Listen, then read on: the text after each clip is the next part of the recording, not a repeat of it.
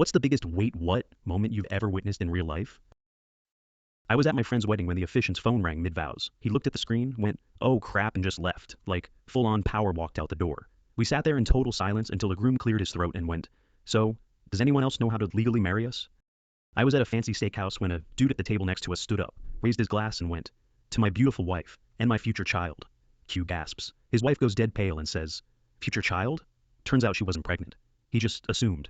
Because she had switched to drinking water that night. Because of antibiotics. Absolutely flawless execution of ruining your own life.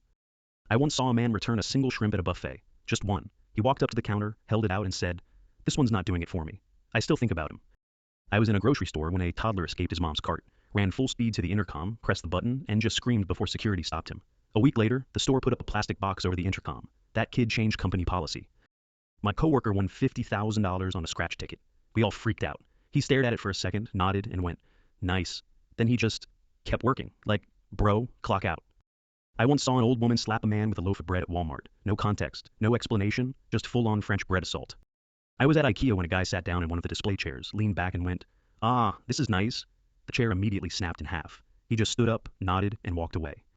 I was at a petting zoo when a goat somehow escaped its enclosure, stole a kid's PB&J, and ran off. The zookeeper just sighed and went, "Yeah, he does that." I once saw a man drop his entire burrito on the ground, sigh, and just eat it anyway. He never even looked around, just straight to floor burrito consumption.